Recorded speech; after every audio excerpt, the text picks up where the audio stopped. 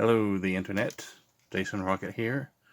Been quite a while. Hope everybody's doing okay in quarantine. Today I am going to be reviewing Mechaform Sky Guardian, aka third-party Jetfire / Skyfire.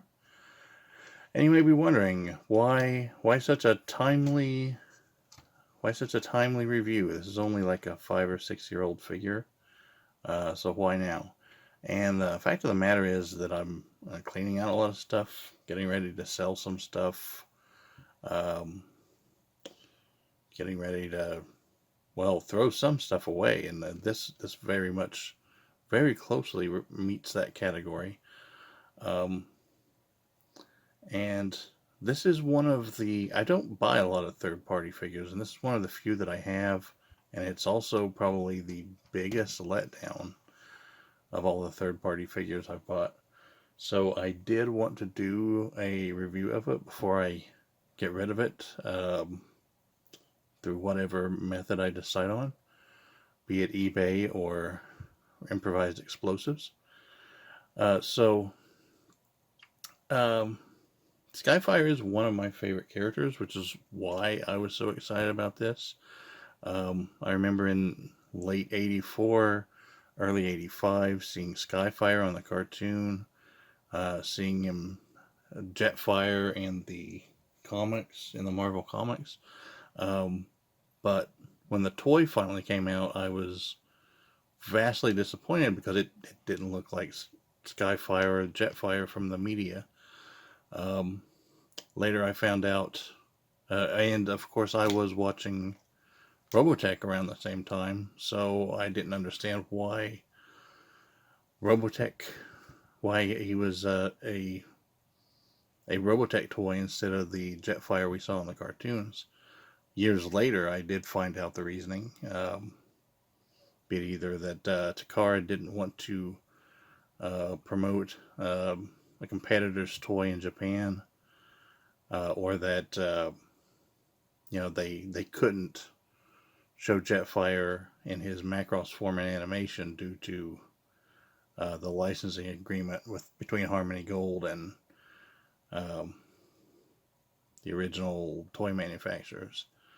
Although it's still a little murky which of those two reasons it actually is, maybe a combination of the two.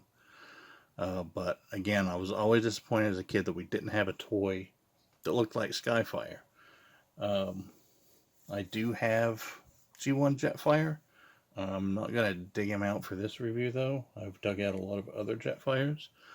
And the first Skyfire we got that kind of looked like Skyfire was the 2006 Classics version, which again is it's sort of a compromise between his cartoon design and the original Macross, the original toy based on the Macross toy.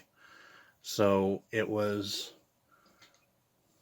at least in Jet mode, and in robot mode, he looks a lot more like his cartoon self.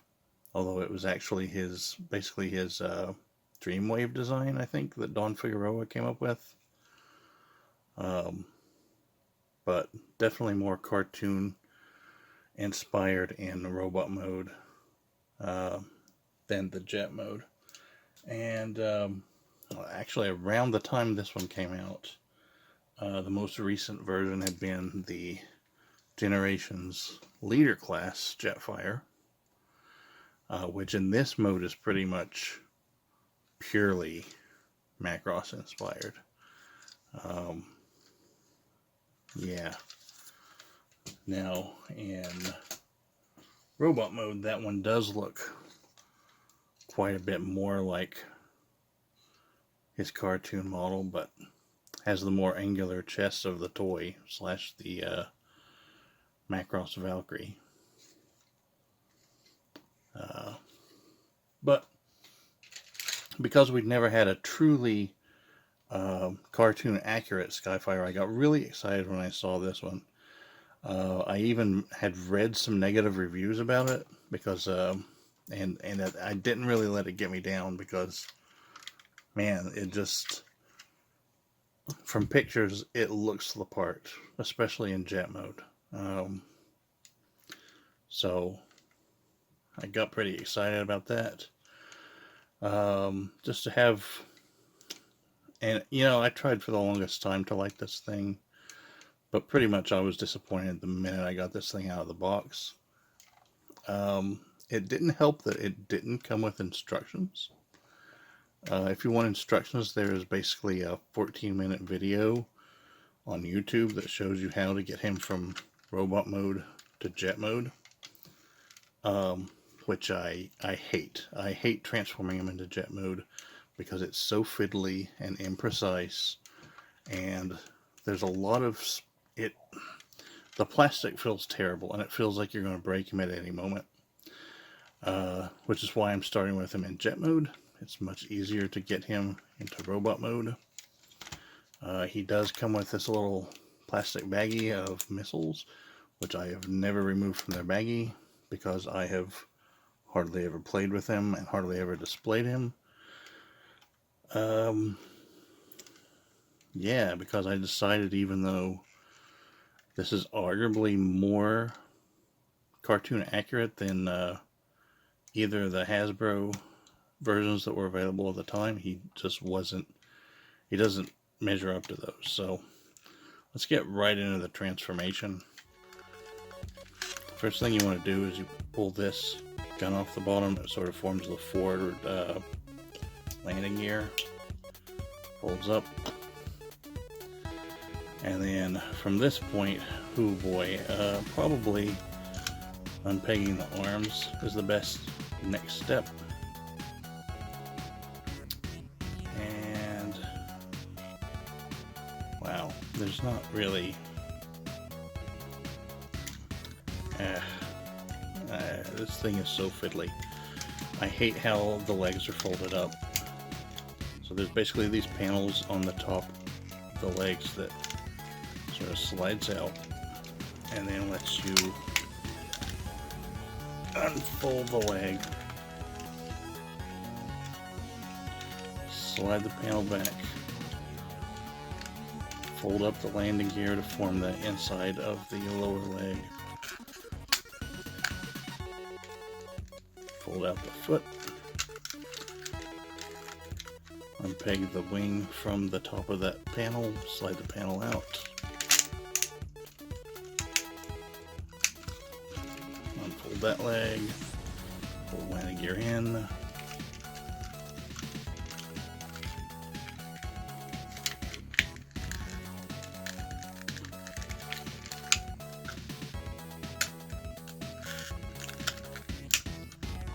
okay. So from there we got the arms, we got these fiddly little panels come out. And go ahead and rotate these up to get them out of the way. Move these panels up, get them out of the way. Alright, and the arms, both shoulders are on this sort of center rotating hinge here. So let's see, this is the right hand. No, this is the left hand.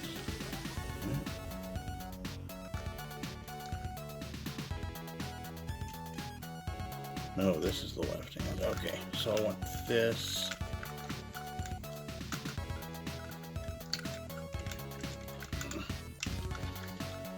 Okay, and as you see, there's this metal bar that goes through the center here that holds both the shoulders to this point of rotation. Okay, so then just pull both shoulders out, and this slides up.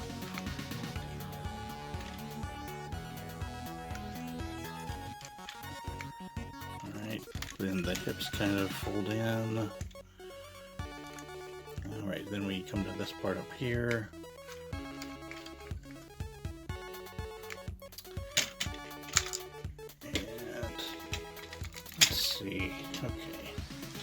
this folds down. This part, this little flap opens. It folds out. These two side chest pieces fold out.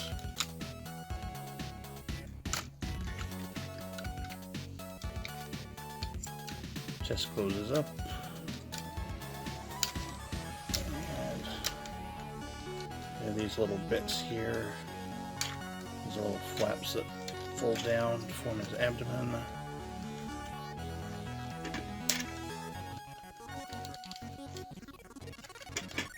And I do appreciate these pieces because he would just be an even bigger gappy mess without it.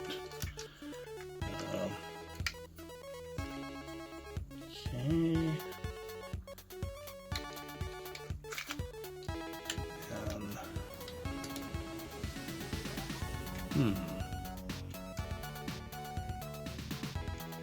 I'm doing something wrong.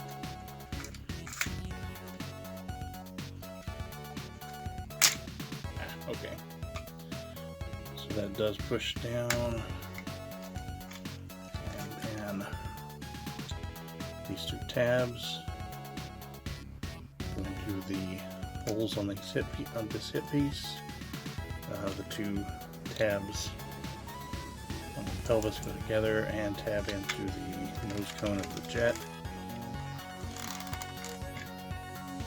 It folds down.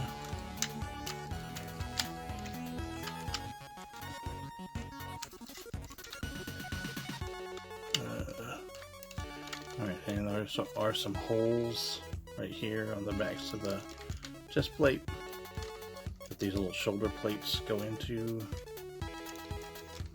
They fold behind arms.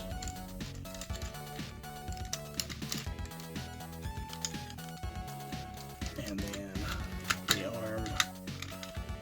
arms slide up.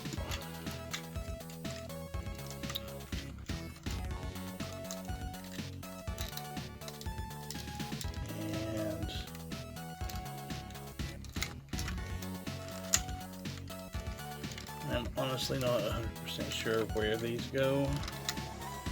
Yeah, okay, actually, they do. They go in there. There are peg holes where these pegs to go into. And it's super hard to get them in there, at least both of them.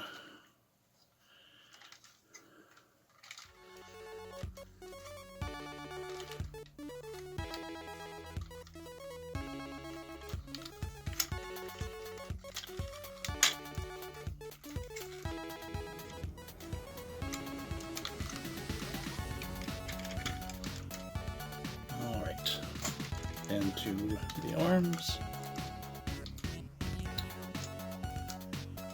This is a little tricky.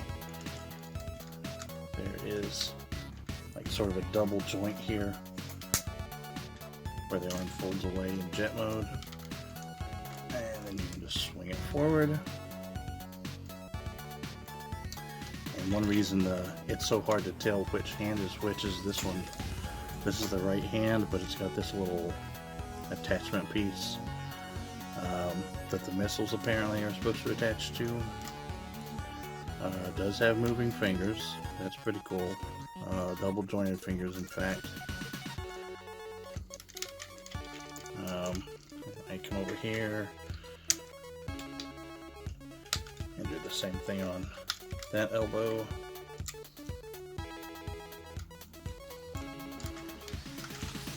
Then come back here, flip the wings up.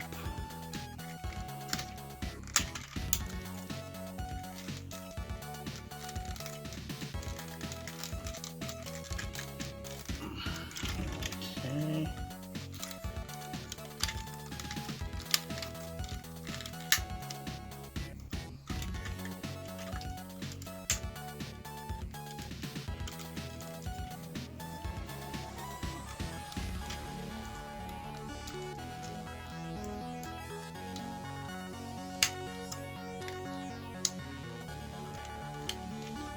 And there you have a recognizable depiction of cartoon Skyfire. Yeah, I don't think I would go much beyond recognizable. One of the biggest problems with this mode, and honestly, this mode is probably the better of the two,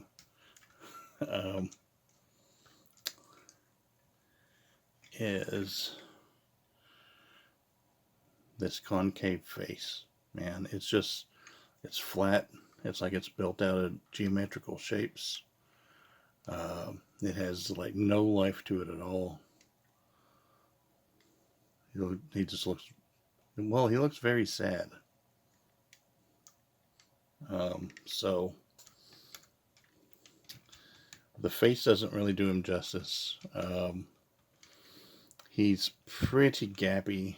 They made attempts to be able to fill in the gaps, but he's still just not very solid. He's pretty flimsy. The quality of the plastic that he's made out of really feels like a late 90s, early 2000s knockoff Transformer you would get from Big Lots. It feels like every time I transform into jet mode, I just expect some piece to break off, splinter into a million pieces and go right into my eyeballs. Yeah, this is not only not fun to play with, it downright feels dangerous at times because it's that kind of plastic that feels like it could fragment and ruin your day. Like, I've never held, like, okay, if you've ever had any of the Impossible Toys Tetrajets, that level of thinness and brittleness to the plastic all over this guy. There's nothing that feels thick enough to be really handling the stresses of just his transformation. This wouldn't be good for much beyond display because I think any average level of play would probably destroy him pretty quickly. And honestly, in most, I don't even know what place this is really supposed to hold in most modern collectors' collections. It's not big enough to be a masterpiece scale. It's not like streamlined or modernized enough or posable enough to be like a Generations Chug style figure. The only place I can really see this fitting in is G1. Like, this is almost like the Skyfire we could have gotten in 1985. Like, had they made one that matched the animation model. But I don't really feel like this would have ever gotten made by Hasbro or Takara. I feel like this would have gotten to the prototype stage and they were like, no, this thing is too fiddly. The way the arms like rotate. See, transforming from jet to robot is pretty easy. It probably looked easy. Transforming from robot to jet is a real pain in the ass. And mainly because of that metal bar there, you've got to figure out where to slide the shoulders because the bar rotates and then the arms sort of stack on each other vertically. So you got to figure out where the shoulders go, which way to ratchet the elbows, how to fold the hands, and then just which way to point the forearms. And these little armor bits on the back sort of like rotate off to the side so that you can do the double jointed thing and ratchet them out. But it's really easy to get disoriented while doing that, and like try to put them in situations where they will easily break. And that is one of the worst filling parts of this. Like when you have it rotated and you can put force on it, it doesn't feel good. And yeah, sometimes you're putting force on one part of the figure you don't intend to while you're manipulating another part of the figure, and it's not good. It's overly complicated in some parts, and then it's overly simplistic in others. Like the legs, they're just they're overly simplified, whereas the arms are overly complicated. So here is Classics Jetfire / Skyfire. This is actually the Japanese version. And here is the leader class Thrilling 30 Jetfire. So as you see, he is bigger than a leader class. At least bigger than a 2014 leader class. This may have been bigger than, which this was the first year we had Generations leader classes. This may be like the size of like a first and second movie leader. But yeah, so he's I think this was intended to be like a chug version of Skyfire, but it just doesn't work. It's not. It's too fiddly. The Generations figures have like nice, neat designs where everything folds away neatly. This basically has just a lot of parts like the abdomen pieces here that are just kind of hanging there. There's nothing securing it in place. The face sculpts are a lot better on both the official figures. Man, what can I say something good about? Can I even say something good about Sky Guardian? He looks like Skyfire. I mean, basically, the proportions aren't quite right, but it's recognizably Skyfire. Let's see, something else good I can say about it. It's flammable. Yep. Probably would emit a lot of toxic fumes if you set him on fire, but it is an option of disposal. Man, this was the biggest letdown, and like I remember when it first came out, I think it was like between $120 and $150, which if I had paid for that, if I had paid that for him, I probably would have returned him. I got him when he was on. He had dropped in price to about $70, and I had a whole bunch of eBay bucks, and I ended up paying, I think, about $60 for him, and that still sucks. I had to convince myself it was worth the money. Nowadays, you can get one of these for like $20 or $30 on eBay, and honestly, that's probably still overpaying. Like, Skyfire is my absolute favorite character, and I still kind of hate that A, this exists, and B, that I bought it. Yeah, I would, man, like, I thought that, in a way, at least this kind of scratched the itch for a cartoon accurate version of Skyfire. But again, the only place he really fits in a collection is G1. And because he's about the same height as actual G1 Jetfire. But he looks crappy compared to a toy that was made 30 years before him. So, An attempt was made, Mechaform, but wow, yeah, this is the worst third-party figure I've ever owned, and the worst version of Skyfire I've ever owned, and actually the first version of Skyfire that I'm actively trying to get rid of.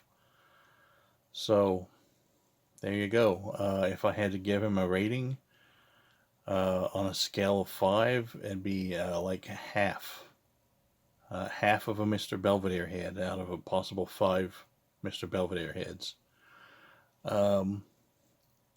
Yeah.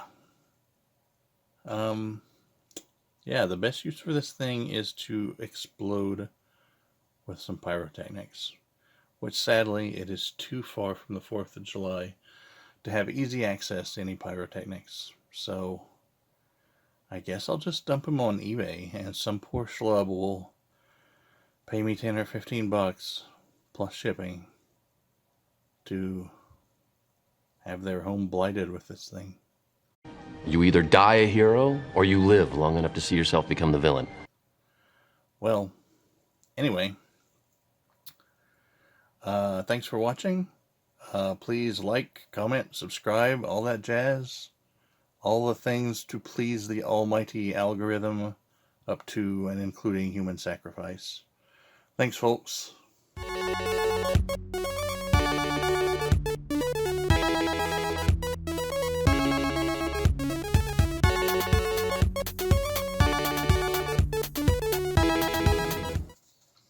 Oh, hey, just a little afterthought here. I just wanted to share a thought that I had. Like when I first pulled this thing out and saw it under the lights that I shoot under, I thought, man, that is some shiny shit. And that reminded me of, you remember, in Lord of the Rings, when the orcs, in Return of the King, when the orcs take the mithril coat and they're fighting over it, I always thought, because of the British accents most of the actors had, I always thought that one goblin was saying, "Give me that shiny shit," which I thought was really out of place for Lord of the Rings for a long time. And then I watched it with subtitles, and he was just saying shirt with a really heavy English accent. So there you go. Stop laughing! I'm an old man